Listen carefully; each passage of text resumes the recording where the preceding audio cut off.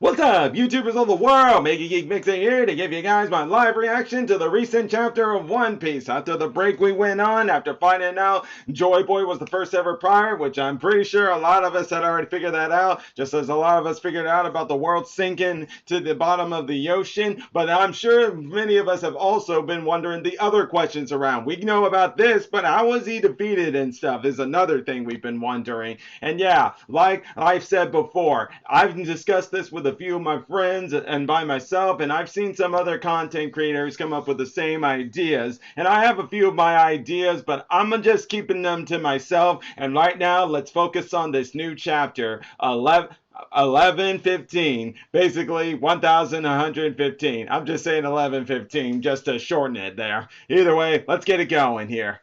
Okay, chapter 1115, Continental Fragments. Continental Fragments. No doubt talking about how the world was before it was sunk to the before it was sunk. Alright, so the flower capital. Ooh, and they've already got Luffy's flag hanging right up there. That's right. That is the territory of the Straw Hat Pirates. Mess with that territory, you mess with the Straw Hats. I can't wait to see them come back. Alright, let's get it going though. The news shakes 102. I'll bet it does. And just so you guys know, I'm going to be reading out loud when it comes to Vegapunk's talking about his message. But either way, let's continue on. Now, you may be wondering how he came to be known as a pirate. Joy Boy's Momo's definitely curious as to this one. Kinemon wondering if Momo knew him. Not exactly, but let's just say he got some info on it. Gel Cell G4. Demero Black? And still doing the impersonation, but this time of Kid. Does this guy got some identity issues or something? Or he just don't know how to be who he can be without copying someone else? Whatever. Yeah, do bear in mind, I only have access to a handful of poneglyphs, but their combined narrative clearly chronicles an unbelievable history about a great war in the distant past. The war that Joy Boy lost. During that period, Joy Boy faced an enemy, the organization known as the World Government. Yes, this is true. And I see Marines here are being like, wait, world government? Aren't we that? Well, you guys are Marines, not necessarily world government, but I still feel you could play some factors into what'll ever happen going forward. Okay. Back then they were merely allied powers, a temporary coalition consisting of 20 separate kingdoms. Whoa, that Mars guy is super pissed. I think he's using Conqueror's hockey hands. He's just walking through everywhere just to knock out all these transponder snails, hoping he can find the one he needs to. Oh boy.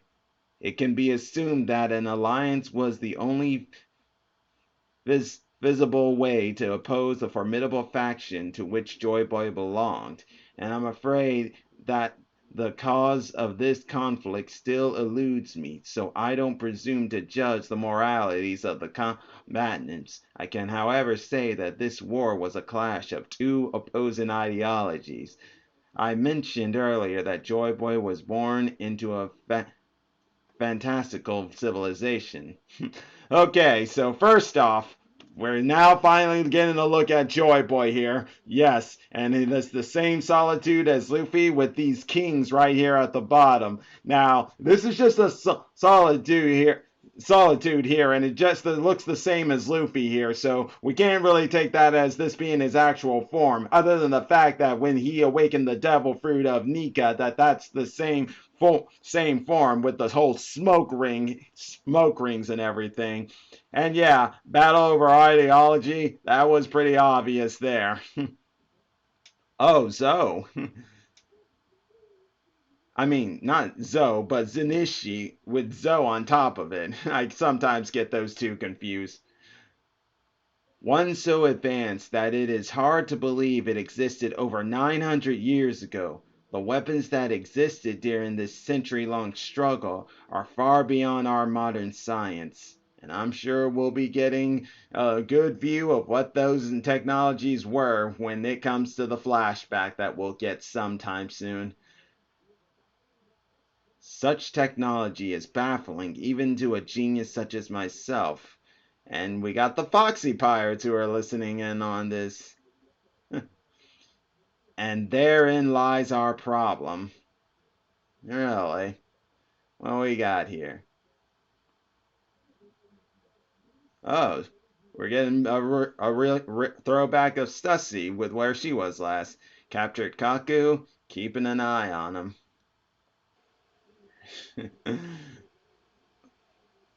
Edison's Vegapunk is admitting that they're done, especially with all five elders there. Not that I can blame them. Jinbei and Zoro, and Jinbei's carrying Zoro. Smart move there, cause Zoro, he'll just get lost no matter what. Uh-oh. Oh no, the marine ships. They're at the giant ship. This isn't good. This isn't good. She don't know what to do with herself. Now that Stella's gone, who am I meant to live for? I have no purpose. So is she choosing to stay there and die? You can always find a purpose, Stussy. It's all up to you. We all make our own purposes. Sure, you were created for one purpose, but now you can have the freedom to find your own purpose. Ah, back to Juri Bonnie. Ah, and the swordsmen of the Elder Stars. Oh boy. These guys and their mythical fruits.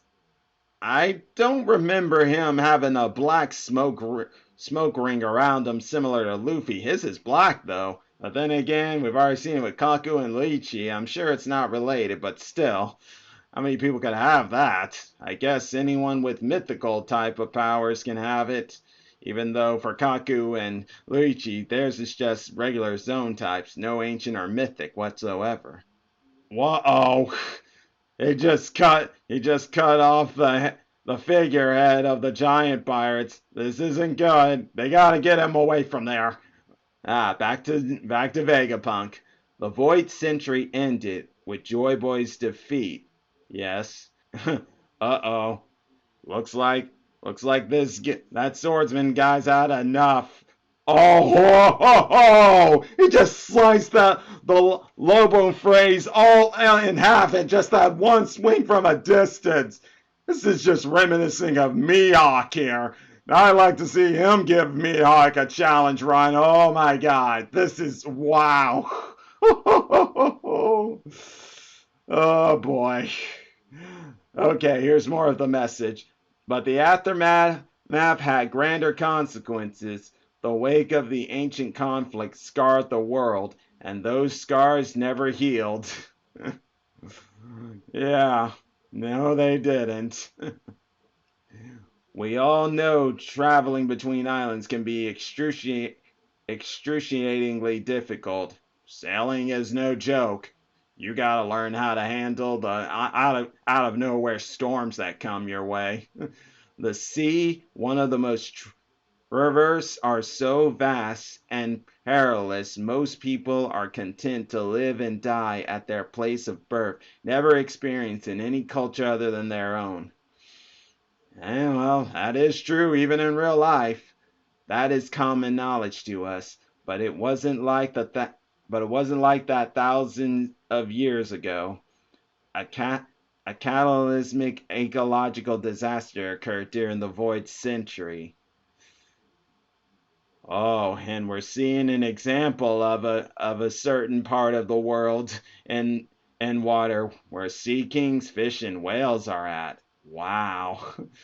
The ancient world was swallowed by the ocean, and we are now living atop the remnants, continental fragments of the land massing that once were. Ah, the Revolutionary Army. The world of a millennia ago sleeps unseen at the bottom of the ocean. Yep. I know it is hard to believe on my word alone, but there really were multiple vast continents back then. Ah, Nami's Island. But Najiko don't even seem to be caring about this, and I'm pretty sure she doesn't. This change in the world helps explain how centuries of history could censored, a feat that seems nigh impossible but makes sense when you consider the undeniable conclusion all the data points to. With a mere century, the average sea level rose by a staggering 200 meters. Yep, that's a lot. And I'm not saying this as I'm surprised. I'm saying this as like, sounds right to me. Especially with like, you look at Wano and how you got to get there and how those continents are covering Pluton. Makes perfect sense. And these Marines, they are in shock. I don't think they even know if they want to believe it or not. While you got a bunch of pirates here who are just laughing their asses off. Excuse my language there.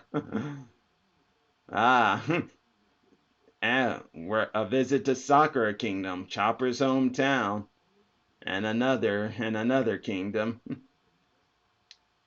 That begs the question, how and why did such a flood occur? Naturally, your first inclination might be to assume it was some kind of natural disaster. However, I can say for certain that it was no such thing. It was a man-made calamity.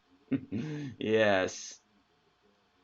Oh, and there's the news headquarters where Vivi and Wapple are, and we're even seeing them right here.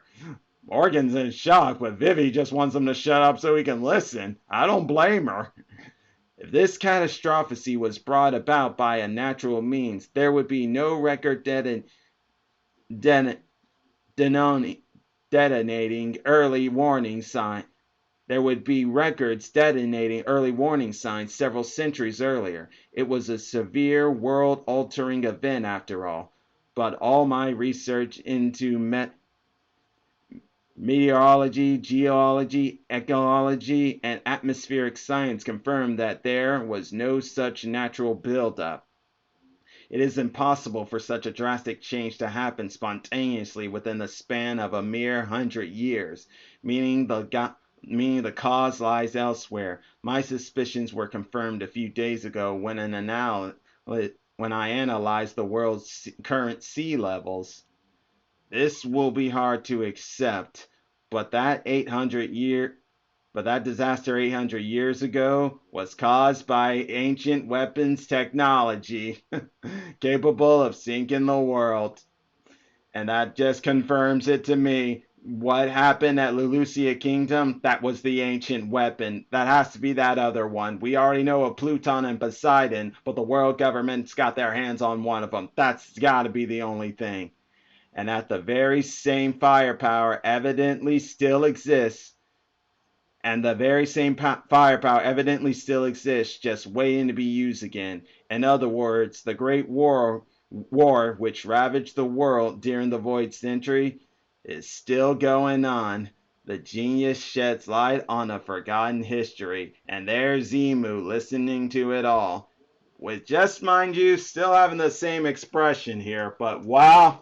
Okay, so basically, this chapter has confirmed things that I have theorized, things that YouTube content creators have theorized, I've discussed with friends, I've discussed with myself in my head, and wondering and all that stuff, theorizing. So none of this is really too surprising to me. Who am I kidding? It's not really that surprising to me at all. It's just like, yep, there it is. I knew something about this stuff and all that. Mind you, am I saying were all my theories about this spot on? No. Am I saying some YouTube creators about this were spot on? Yes, for some of them, yeah. For some of them, they were probably like me, not too far off, but we were near on point. If some of it near on point, if not all of them near on point.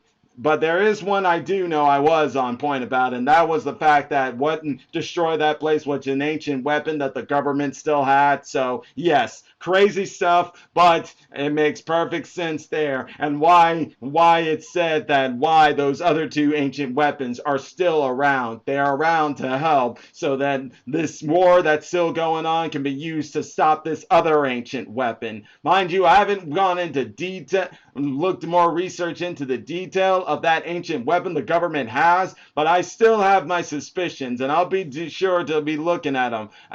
Basically, what I'm saying is, I'm still doing what I'll do. I don't make video contents on the theories and stuff. I leave that to people who are already out there, because there's many others out there. I just decide to continue to do it myself or with friends of mine. But all's the same, guys. What a great chapter, as it really showed us things in the world with people going on right now with how they're feeling about this and how people are reacting. It's fun stuff, and I just love seeing how those Elder Stars are just pissed off, and I just love seeing that. But anyway, guys, that'll be all for the day, and like always, if you enjoy my reactions, all you gotta do is click that like button, subscribe to the channel, hit the bell icon to be notified when I make more videos, and until then, MegaGeekMIxer signing out. Bye!